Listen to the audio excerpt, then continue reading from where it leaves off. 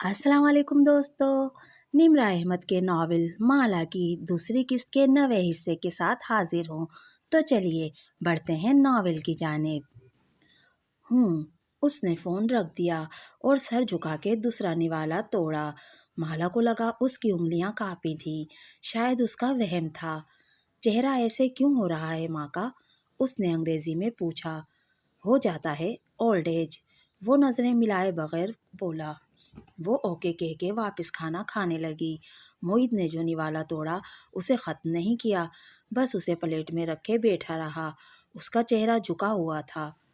सुनो, सुबह तैयार रहना। 7 बजे माँ को मेयो अस्पताल ले जाएंगे। वो मेज से उठते हुए बोला। वो अब भी माला को नहीं देख रहा था। इतनी जल्दी क्यों? माँ का स्कैन करवाएंगे। लिस्ट लंबी होती है, जल्दी जाएंगे तो जल्दी काम होगा। घुटने का स्कैन? मोहित ने एक नज़र उसे देखा। हाँ, घुटने का। और फिर वो वहाँ नहीं बैठा। वो सीधा अपने कमरे में चला गया। उसके कमरे की बत्ती फिर सारी रात जली रही। वो सहरी के बाद सो गई थी। 6:30 बजे मोहित ने आके उसे उठाया। उसके चेहरे से लगता था वो सारी रात नहीं सोया। वो खुद भी काम की वजह से देर से सोई थी। उसे बहुत नींद आ रही थी। मोहित ने कॉफ़ी पीने का भी वक्त नहीं दिया। उसे न जाने किस बात की जल्दी थी। कहाँ वो हफ्ते भर बाद की अपॉइंटमेंट लिए बैठा था, और कहाँ वो सुबह सुबह माँ को अस्पताल ले आया था। मेयो अस्पताल में एक सुर्ख सी नई इमारत हाल ही में बनी थी। वो उनका नया और जदीद आलात से लैस सर्जिकल टावर था। दाखिली दरवाजे पे मोहित माँ के लिए व्हील चेयर ले आया। वो सफ़ेद चादर में मलबूस थी, थकी थकी सी लगती थी, जैसे तकलीफ में हैं। वह दिक्कत व्हील चेयर पे बैठी। मोहित चेयर आगे धकेलने लगा। माला साथ साथ चलने लगी। वो बार बार जमाई रोकती थी। उसने सियाह कैनवस शूज़ के साथ सियाह सुरमई लिबास पहन रखा था। सुरमई दुपट्टा सर पे लिया हुआ था और सन ग्लासेस माथे पे अटका रखे थे। ये मोहित की वर्क प्लेस थी और मोहित यहाँ आके बड़ा कॉन्शियस हो जाता था, बिलखुसूस बहनों के बारे में। सर्जिकल टावर की इमारत में हर तरफ पौधे रखे थे। सब्जे को देखकर चेहरे पे खुद ब खुद मुस्कुराहट बिखर गई। मोहित माँ की व्हील चेयर धकेले आगे जा रहा था। वो गुजरते हुए पौधों को उंगलियों से छूती जा रही थी। मोहित यहाँ सिर्फ मोहित नहीं था, वो डॉक्टर मोहित था। डॉक्टर मोहित इधर आए। डॉक्टर मोहित ये देखें। अपने बहन भाइयों को उनकी वर्क प्लेस यूनिवर्सिटी में देखना भी काफ़ी दिलचस्प होता है। वो जिनको हम घर में अंदर बाहर से जानते हैं, जिनकी कोई अहमियत नहीं होती, वो जो घर में लड़ते भी हैं और रोते भी हैं, अपनी वर्क प्लेस पे वो बड़े ही मुहज़्ज़िब बने होते हैं।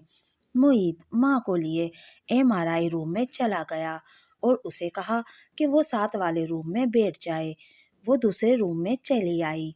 वहाँ एक शीशे की दीवार थी जिससे एमआरआई दिखाई देता था।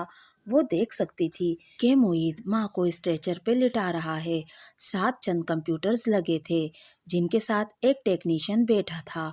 उसने मोहित की वजह से माला को कुछ नहीं कहा, अपना काम करता रहा। माँ को स्ट्रेचर पे लिटा के एमआरआई की आधी चांद जैसी मशीन को सेट किया जाने लगा। उसकी नज़रें माँ के घुटने पे थीं, लेकिन वो मशीन को माँ के सर पे सेट कर रहे थे। कशमाला का माथा ठनका। सर पे क्यों? एमआरआई स्टार्ट हुआ तो मोहित बाहर निकला और सीधा इस रूम में आया तो कशमाला को देख के ठिठका।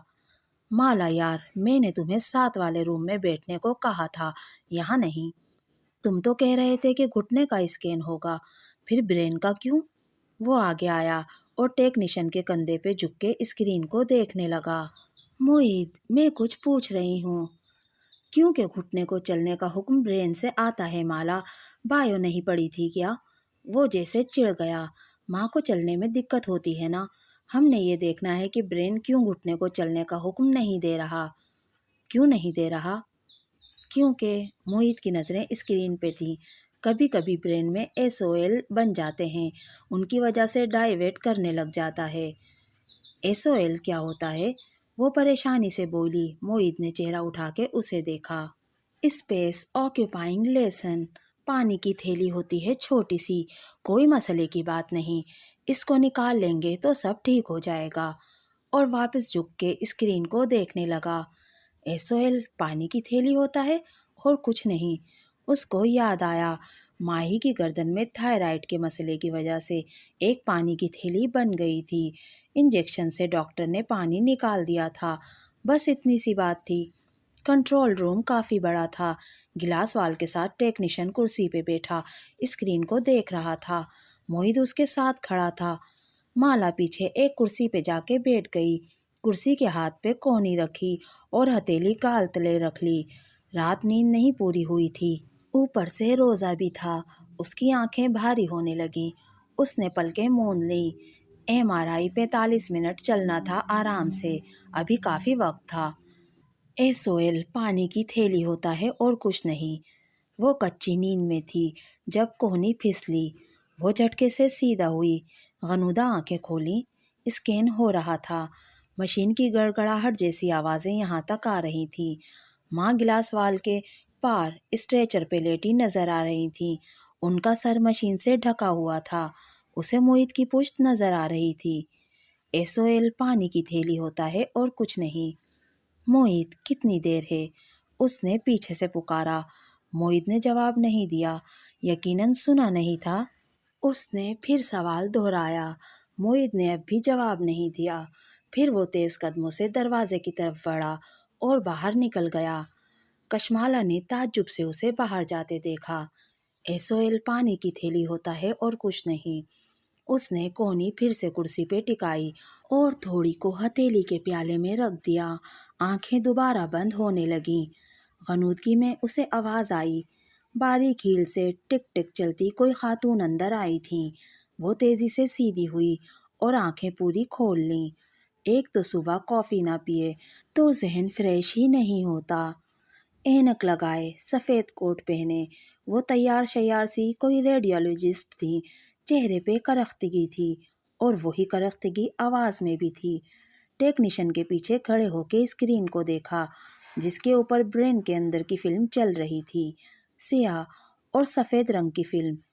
یہ ڈاکٹر موہت کی پیشنٹ ہیں؟ جی۔ کشمالا اٹھ کھڑی ہوئی۔ ریڈیولوجسٹ نے مڑ کے اسے اینک کے اوپر سے دیکھا۔ آپ ڈاکٹر ہیں؟ نہیں، میں ڈاکٹر موہت کے ساتھ ہوں۔ پھر اس نے اسکرین کی طرف دیکھا۔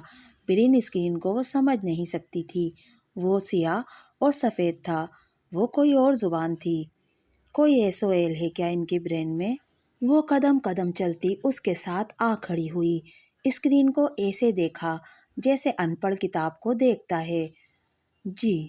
ریڈیولوجسٹ نے سر ہلایا۔ وہ بھی اسکرین کو دیکھ رہی تھی۔ کشمالا نے ایک نظر دروازے کو دیکھا۔ وہ شیشے کا تھا۔ اس کے پار کوریڈور میں موہت کھڑا نظر آ رہا تھا۔ اس کی مالا کی طرف پشت تھی۔ وہ بیچ کوریڈور میں کھڑا کیا کر رہا تھا؟ کچھ غلط تھا۔ اس سارے منظرنامے میں کچھ تھا جو بہت غلط تھا۔ نیند اس کے دماغ سے غائب ہونے لگی۔ اس نے کھنکار کے ریڈیولوجسٹ کو پکارا۔ ایسوئل کیا ہوتا ہے؟ اسپیس آکیوپائنگ لیسن، خشک سا جواب آیا۔ ایسوئل پانی کی تھیلی ہوتا ہے اور کچھ نہیں۔ مگر وہ کیا ہوتا ہے؟ اس نے اصرار سے پوچھا۔ ریڈیولوجسٹ نے اسی سپاٹ انداز میں اسے دیکھا اور ایسے اطلاع دی جیسے خبر پڑھ کے سناتے ہیں۔ برین ٹیومر کہتے ہیں کچھ الفاظ انسان کا سانس روک دیتے ہیں، جو اندر آتی ہے نہ باہر جاتی ہے۔ انسان کی رنگت سفید پڑنے لگتی ہے اور ہونٹ نیلے۔ وہ پتھرا جاتا ہے جیسے نیلے ہونٹوں اور سفید مٹی سے بنا کوئی مجسمہ ہو۔ ریڈیولوجسٹ تبصرہ کر رہی تھی۔ ڈاکٹر موہت اس اسٹیج پہ لائے ہیں پیشنٹ کو۔ برین میں تو تباہی مچی پڑی ہے۔ ٹیکنیشین کھنکارا اور آہستہ سے سرگوشی کی۔ یہ ڈاکٹر موہت کی والدہ ہیں۔ شاید وہاں خاموشی چھا گئی تھی۔ شاید وہ ابھی تک کچھ بول رہی تھی۔ اس نے خود کو دروازے کی طرف بڑھتے دیکھا۔ قدم قدم وہ موہت کی طرف بڑھ رہی تھی۔ اس نے موہت کے کندھے کو چھوا۔ اس کے ہاتھ برف ہو رہے تھے اور موہت کا کندھا اس سے بھی ٹھنڈا تھا۔ اس نے زور سے اس کا رخ اپنی طرف موڑا۔ موہت، وہ رو رہا تھا، گردن نیچے کیے۔ وہ بچوں کی طرح رو رہا تھا۔ تم نے کہا تھا ایسوئل پانی کی تھیلی ہوتا ہے۔ وہ رو نہیں رہی تھی، پوچھ رہی تھی، شوق اور بے یقینی کا تاثر اس کی آنکھوں میں پتھر ہو چکا تھا۔ معید نے بھیگی آنکھیں اٹھا کے اسے دیکھا، پھر نفی میں سر ہلایا۔ بہت بڑا ہے، بہت بڑا ہے، اس نے دہرایا۔ وہ اس شے کا نام بھی نہیں لینا چاہتا تھا۔ وہ پھٹی پھٹی نظروں سے اسے دیکھے گئی۔ برین کے 1/3 حصے پہ پھیلا ہے، وہ بڑبڑایا۔ وہ بس جہاں کھڑی تھی وہیں کھڑی رہ گئی۔ آنسو ٹپ ٹپ آنکھوں سے گرنے لگے۔ ذہن ابھی تک سن تھا۔ گھر واپسی کا سفر خاموشی سے کٹا۔ وہ پچھلی سیٹ پہ بیٹھی کھڑکی سے باہر دیکھ رہی تھی۔ سڑکوں پہ لوگ مصروف دکھائی دے رہے تھے، اپنی اپنی دنیا میں مگن۔ ساتھ سے ایک میوزک بجاتی گاڑی گزری۔ کیا لوگوں کی زندگی میں اب بھی خوشیاں تھیں؟ لوگ کیسے ہنس بول رہے تھے۔ ایک بل بورڈ پہ پراپرٹی کا اشتہار چل رہا تھا، قسطوں پہ پلاٹ۔ کیا لوگ اب بھی اگلے کئی سال کی پلاننگ کر سکتے ہیں؟ میری ماں کو برین ٹیومر ہے، دنیا میں دوسرے لوگوں کی زندگی کیسے چل سکتی ہے؟ معید کی آنکھیں بار بار گیلی ہوتی تھیں۔ وہ بار بار ان کو کف سے رگڑتا تھا۔ فرنٹ سیٹ پہ بیٹھی ماں نے چہرہ موڑ کے اسے دیکھا۔ کیا ہوا ہے معید؟ وہ بے خبر تھی۔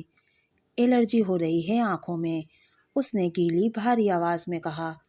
گھر جا کے تمہیں اینٹی الرجی دیتی ہوں، ٹھیک ہو جائے گی۔ ماں آدھی ڈاکٹر بھی تھیں۔ کسی زمانے میں ان کو ڈاکٹر بننے کا شوق تھا، لیکن نانا نے بننے نہیں دیا۔ شادی کے بعد پرائیویٹ پڑھ کے انہوں نے ماسٹرز کر لیا، وہ بھی اسلامیات میں، لیکن ان کا ڈاکٹر بننے کا شوق کبھی گیا نہیں۔ اپنے بچوں کا خود علاج کرتی تھی۔ بیٹیاں تو آرام سے بڑی ہو گئیں، لیکن معید بچپن سے بہت بیمار ہوتا تھا۔ پیدا ہوا تو یرقان ہوا، پھر ڈبل نمونیا۔ ماں کہتی تھیں لڑکے ایسے ہی ہوتے ہیں، بہت بیمار ہوتے ہیں، ان کی بیماری پہ پریشان نہیں ہونا چاہیے، وہ بڑے ہو ہی جاتے ہیں۔ لیکن ماں نے کبھی یہ نہیں بتایا کہ ماں بیمار ہو جائے تو کیا کرتے ہیں۔ گیٹ کیف نے کھولا۔ وہ بغور مالا اور معید کی شکل دیکھ رہا تھا، لیکن بولا کچھ نہیں۔ وہ ماں کو اندر لے آئے، انہیں بیڈ پہ لٹایا۔ ان کو نیند آ رہی تھی۔ معید نے کہا کہ وہ سو جائیں۔ بخت بھی کو ان کے ساتھ چھوڑا۔ بخت بھی باری باری ان دونوں کے تاثرات دیکھ رہی تھی، مگر وہ بھی کچھ نہیں بولی۔ کشمالا اور معید اس چہرے کے ساتھ واپس نہیں آئے تھے جس کے ساتھ وہ گئے تھے۔ بخت بھی کو ماں کے پاس چھوڑ کے معید نے اس کا ہاتھ پکڑا اور سیڑھیاں چڑھنے لگا۔ انہیں آپس میں بات کرنی تھی۔ اوپر مالا کے ہوم آفس میں آ کے معید نے دروازہ بند کیا، کھڑکی مقفل کی، پھر وہ آمنے سامنے کرسیوں پہ بیٹھے۔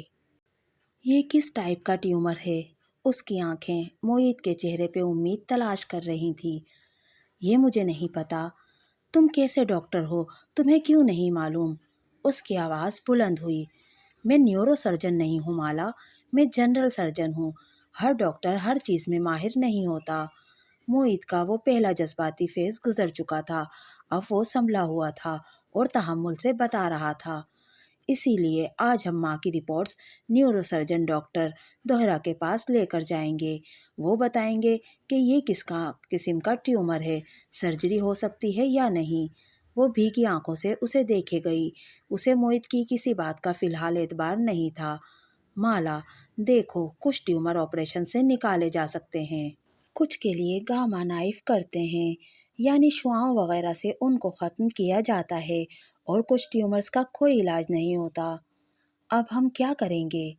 مالا، وہ ہماری ماں ہیں، ہم ان کا علاج کروائیں گے، ہمارے پاس وسائل ہیں، دوا اور سرجری کے پیسے ہیں۔ میں خود ڈاکٹر ہوں، تم بھی یہاں آ گئی ہو، اب ہم اپنی ماں کا خیال رکھیں گے۔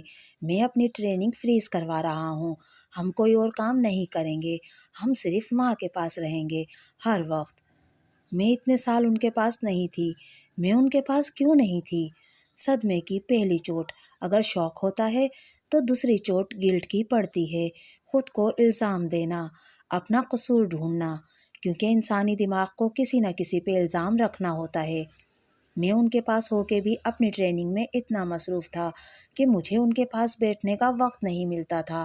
میں اتنے عرصے تک دیکھ ہی نہیں سکا کہ ان کا چہرہ ڈیویٹ ہو رہا ہے۔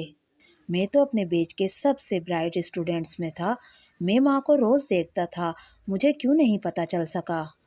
کیونکہ اپنی ماں کے لیے کوئی یہ تصور نہیں کرنا چاہتا موہت کی آنکھوں سے آنسو بہنے لگے۔ وہ گیلی سانس اندر کھینچتے ہوئے اٹھا۔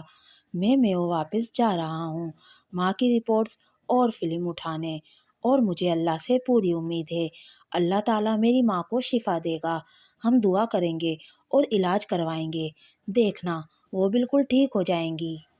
دوستو، یہ تھا نمرہ احمد کا ناول مالا کی دوسری قسط کا 9واں حصہ۔ آپ کو میری آج کی ویڈیو کیسی لگی مجھے کمنٹ کر کے ضرور بتائیے گا۔ اگر ویڈیو پسند آئی تو پلیز میرے چینل کو سبسکرائب کیجیے، میری ویڈیو کو لائک اور شیئر کیجیے۔